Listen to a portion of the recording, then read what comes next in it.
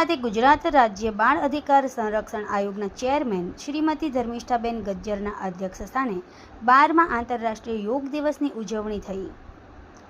સ્વસ્થ જીવન માટે યોગ થીમ હેઠળ સિંહોર ખાતે વિશ્વ યોગ દિવસની ઉજવણી કરાઈ હતી, જેમાં વિશાળ સંખ્યામાં લોકોએ યોગાભ્યાસ કર્યો હતો। સમગ્ર વિશ્વમાં 21મી જૂનના રોજ ઉજવાતા આંતરરાષ્ટ્રીય યોગ દિવસની જિલ્લા કક્ષાની ઉજવણી સિંહોર ખાતે કરવામાં આવી હતી।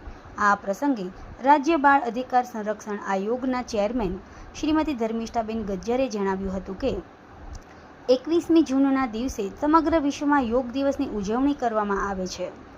વડાપ્રધાન શ્રી નરેન્દ્રભાઈ મોદી આજે કલકત્તામાં તો રાજ્યના મુખ્યમંત્રી શ્રી ભૂપેન્દ્રભાઈ પટેલ માણસા ખાતે યોગાભ્યાસ સામેલ થઈ પ્રવચન કર્યા હતા, જેનું જીવંત પ્રસારણ ઉપસ્થિત સૌ લોકોએ નિહાળ્યું હતું। કાર્યક્રમમાં જિલ્લા કલેક્ટર શ્રી ડૉક્ટર મનીષ કુમાર બંસલ, સિહોર પ્રાંત શ્રી અંકિત પટેલ, જિલ્લા તાલુકાના અધિકારી, સામાજિક રાજકીય આગેવાનો સાથે વિવિધ શાળાના વિદ્યાર્થીઓ, અધિકારીઓ, કર્મચારીઓ, યોગ ટ્રેનરો, યોગ પ્રેમીઓ સહિત વિશાળ સંખ્યામાં લોકો ઉપસ્થિત રહ્યા હતા। નમસ્તે, હું હેતસ્વી સોમાણી આંતરરાષ્ટ્રીય ખેલાડી છું અને આજે 12મા આંતરરાષ્ટ્રીય યોગ દિવસની હું દરેક વ્યુઅર્સને ખૂબ ખૂબ શુભકામના પાઠવું છું। આજે જ્યારે આંતરરાષ્ટ્રીય યોગ દિવસે મારે કહેવાનું થાય કે એવરી યર નોર્મલ પબ્લિક તો આ દિવસને ઉજવતી જ હોય છે, પરંતુ સૌપ્રથમવાર એવું બન્યું છે ભાવનગરની પરંતુ આખા ગુજરાતની અંદર કે સરકારી કાર્યક્રમની અંદર ભાવનગરના કલેક્ટર સાહેબશ્રીના સપોર્ટથી અમે 50થી પણ વધારે સગર્ભા માતાઓને આ દિવસને ઉજવણી કરવા માટે અમે બોલાવ્યા હતા અને એ જે અમારો પ્રોગ્રામ છે ખૂબ જ સફળ ગયો છે, કારણ કે હું પણ 7 માસ પ્રેગ્નેન્ટ છું। તો જ્યારે એક પ્રેગ્નેન્ટ વુમન સામેની દરેક પ્રેગ્નેન્ટ વુમનને કરાવે યોગાસન, તો એને પણ અંદરથી એક ભાવના ઉત્પન્ન થાય છે કે અમારે આ યોગને અપનાવવું જ જોઈએ। તો હું દરેકને એવું કહેવા માંગીશ કે એવું નથી કે નોર્મલ પબ્લિક જ આસનને અપનાવી શકે, યોગ કરી શકે। તમે કોઈ પણ હાલતમાં યોગને અપનાવી શકો છો અને ખાલી આજના દિવસે જ યોગ કરવા એવું જરૂરી નથી, આપણે 365 દિવસ યોગ કરી શકીએ છીએ। ધન્યવાદ।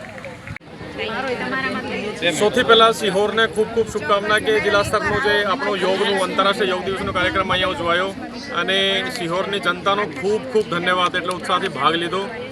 આપણે જિલ્લા વહીવટી તંત્રમાં એક નવી કળગી ઉમેરી છે કે ભાઈ આજે જે સગર્ભા બહેનો છે એને પણ આપણે જે હેતસ્વી સોમાણી છે આ યોગા કરાવ્યા છે અને આ સંદેશ આપે છે કે યોગા કોઈ પણ કન્ડિશનમાં કોઈ પણ સ્થિતિમાં કરી શકાય અને અહીંયા સ્કૂલના કોલેજના જે બાળકોએ ભાગ લીધું છે અને આમ પણ આમ જનતા છે એને મારું એક જ સંદેશ છે કે ભાઈ આજના દિવસમાં જે તમે એક મેસેજ લઈ શકો છો કે ભાઈ જીવનમાં યોગ ઉતારી લેજો, તો પછી નાની મોટી જે પણ સમસ્યા જીવનમાં આવશે તો તમને એવું લાગશે કે ભાઈ એકદમ સહેલાઈથી આપણે એનાથી પાર જતા રહ્યા।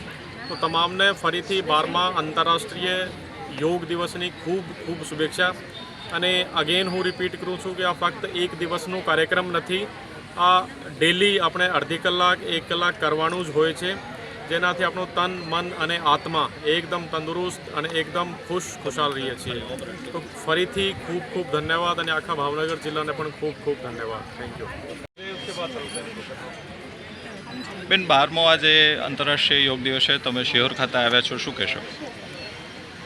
આજે ગુજરાત રાજ્ય બાળ અધિકાર સંરક્ષણ આયોગના ચેરપર્સન તરીકે જ્યારે સરકારમાંથી મને જવાબદારી આજે આંતરરાષ્ટ્રીય વિશ્વ યોગ દિવસ નિમિત્તે ભાવનગર જિલ્લાના સિહોર મુકામે આ કાર્યક્રમમાં મને ઉપસ્થિત થવાનું થયું છે, ત્યારે હું ગૌરવની લાગણી અનુભવું છું અને દેશના યશસ્વી વડાપ્રધાન માનનીય નરેન્દ્રભાઈ મોદી સાહેબના સુશાસનના 12 વર્ષ પૂર્ણ થયા છે અને આજે 12મો આંતરરાષ્ટ્રીય વિશ્વ યોગ દિવસ છે, ત્યારે સૌ દેશની સમગ્ર જનતા ગૌરવની લાગણી અનુભવી રહી છે અને આજે આ કાર્યક્રમમાં ઉપસ્થિત રહી સૌને એક સંદેશ આપવા માગું છું કે હંમેશા આપણા જીવનને દરેક પ્રકારે સ્વસ્થ રાખવું હશે તો આપણા જીવનમાં યોગને હંમેશા વણવો પડશે અને દેશના વડાપ્રધાને જે સમગ્ર વિશ્વને યોગથી ઝૂકતું કર્યું છે, ત્યારે આપણે સૌએ આપણા જીવનમાં યોગને વણી હંમેશા સ્વસ્થ અને સુરક્ષિત રહીએ. પણ આ યોગ એ માત્ર એક સાધન પૂરતું નથી, પણ હંમેશા આપણા જીવનમાં નિયમિતપણે જો આપણે યોગ કરીશું તો આપણા જીવનને સ્વસ્થ રાખીશું, અને આપણે જો સ્વસ્થ રહીશું તો આપણું ગામ સ્વસ્થ હશે, આપણું ગામ સ્વસ્થ હશે તો તાલુકો અને જિલ્લો પણ સ્વસ્થ હશે, અને એની સાથે સાથે રાજ્ય અને રાષ્ટ્ર પણ સ્વસ્થ બનશે.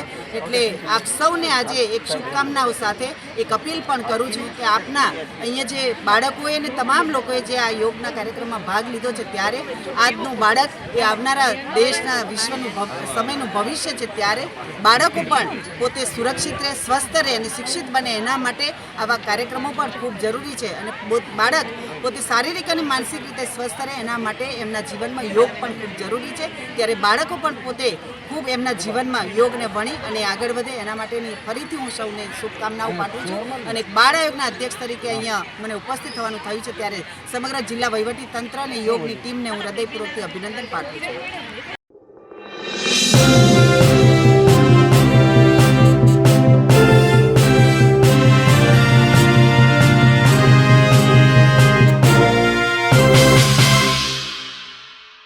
સમાજ માટે, સત્ય માટે, સત્યપૂર્ણ સમાચાર પ્રસારણ આપના મોબાઈલ પર તરત જ લાઈક કરો, શેર કરો અને સબસ્ક્રાઈબ પણ કરો. અને હા, ઘંટડી વગાડવાનું ન ભૂલશો. આભાર.